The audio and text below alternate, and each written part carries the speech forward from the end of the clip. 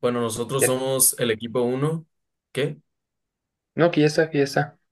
Ah, ok, ok. Igual se Bueno, puede recortarlo al principio, ¿no? sí, sí, sí. Sí, Bueno, ahora sí. Bueno, esta es nuestra evidencia uno de aplicación de métodos numéricos sobre la situación problema de memoria de cálculo. Nosotros somos el equipo uno conformado por un servidor, Diego Alejandro Loaiza, Gerardo Baker, Carlos Capistrán, Rafael Antonio García, David León González. Y pues bueno, vamos a comenzar primero por la introducción. Y es que es muy importante conocer que en el contexto del diseño de infraestructuras hidráulicas, como lo son los canales de agua, como el de esta situación problema, es esencial aplicar métodos numéricos para resolver ecuaciones no lineales que determinan parámetros críticos como la altura del canal. Uno de los modelos más utilizados es la ecuación de Manning, que relaciona la velocidad del flujo, la pendiente del canal y el coeficiente de rigurosidad, así como la superficie del agua, el área de sección transversal y el perímetro mojado. Esta ecuación permite calcular la velocidad y la capacidad de transporte del canal, influenciando directamente en el diseño del revestimiento y otros componentes. En este proyecto nos centramos en implementar métodos numéricos para optimizar el diseño de un canal que garantice un flujo eficiente y seguro del agua. La ecuación de Manning surge desde el año 1889, propuesta por el ingeniero irlandés Robert Manning. Esta se deriva del ajuste de curvas a datos observados, lo que la hace una ecuación empírica con ciertas limitaciones en su uso. Sin embargo, esta ecuación se ha vuelto de las más usadas en la ingeniería.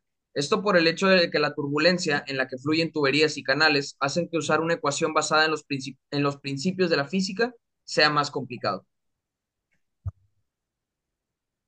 Bueno, en este caso, N, conocido como coeficiente de rugosidad, es una constante numérica que se utiliza para representar el grado de fricción que ofrece la superficie de un canal del paso del agua.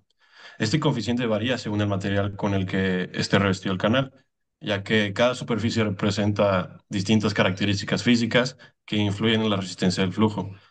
Pero en términos generales, N describe las propiedades de la textura, aspereza y forma del revestimiento, funcionando como un parámetro clave para evaluar la pérdida de energía por fricción dentro del canal.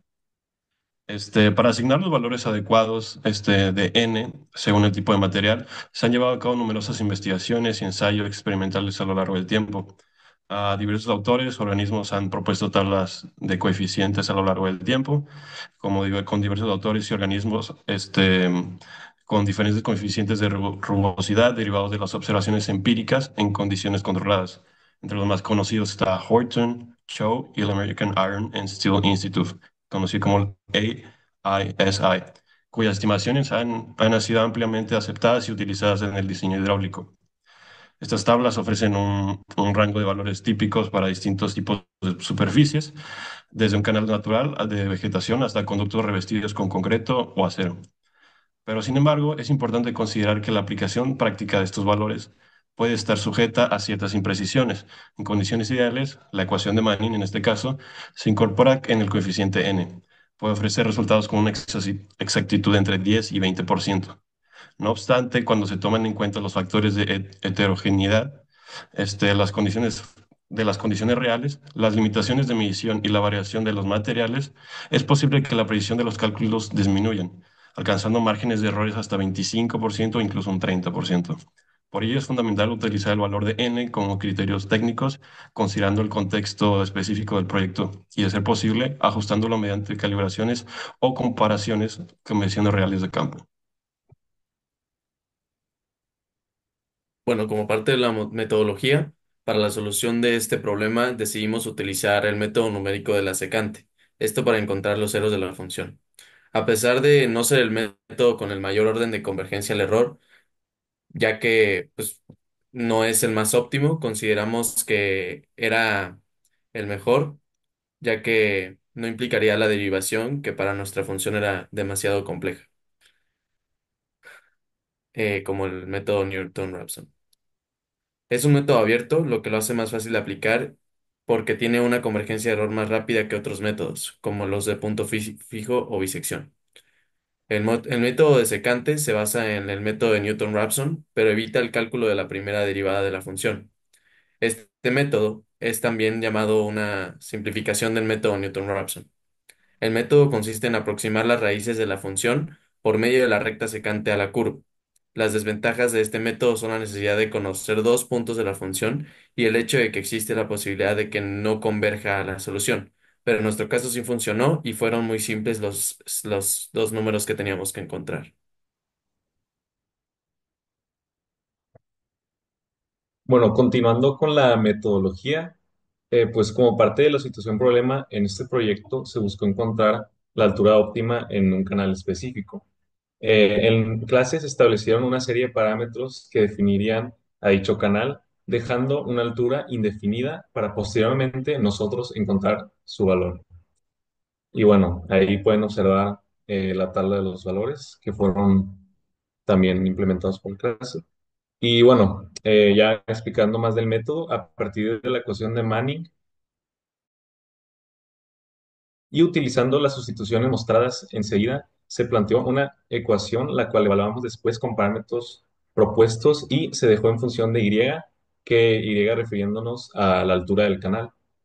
Y bueno, después de formular la nueva función, que usando los parámetros y sustituyendo las sustituciones con la tabla que pueden observar aquí, buscamos encontrar sus ceros por medio del método de secante. Para esto utilizamos los programas de Excel y MATLAB para encontrar la solución considerando un error menor de 10 a la menos 10.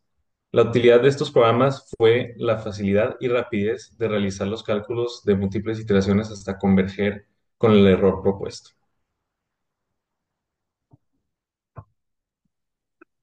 Y ya nada más para terminar con nuestras conclusiones y discusiones, pues después de haber computado el método con la función en los dos programas de Excel y MATLAB, obtuvimos una altura para el canal de 0.6863 metros, este siendo el valor de la raíz o el cero de la función. Primero lo resolvimos en el programa de Excel. Para hacer esto creamos una tabla como la que se muestra ahí, con las columnas de iteración, valores de y1, y-1 y la función evaluada en y1 y en y-1. También tiene la columna de y más 1, la de error, y una condición para que sea más fácil ver cuándo llegamos a la solución. Para poder resolver el método, se determinaron los valores de y de y1 como 1 y 0.5. Estos valores, perdón, se puede decir que se encontraron a prueba y error. Y después de ingresar esos dos valores, se introdujo en Excel la ecuación o la función para que nos diera la función evaluada con esos números. Y ya después, usando el método de la secante, obtuvimos el resultado en la iteración número 6. Del mismo modo, se muestra aquí la gráfica de convergencia de error. Y bueno, para la solución en MATLAB, lo que hicimos fue eh, pedir al usuario que indique los parámetros o los valores de y y-1, y después de esto utilizamos la función while, que se repetiría hasta que el error deje de ser mayor a 10 a la potencia de menos 10. Dentro de este while, volvimos a evaluar la función con los dos valores de y y-1. Se utilizó el método de la secante para determinar y más 1 y se calculaba el error para poder seguir repitiendo los pasos hasta llegar a ese error propuesto. Y de igual manera, ahí se puede ver cómo en la corrida llega a la solución en la iteración 6 y es el mismo número de 0.6863 metros. Y eso sería todo. Agradecemos la atención y estas son nuestras referencias y muchas gracias. Muchas gracias por la atención.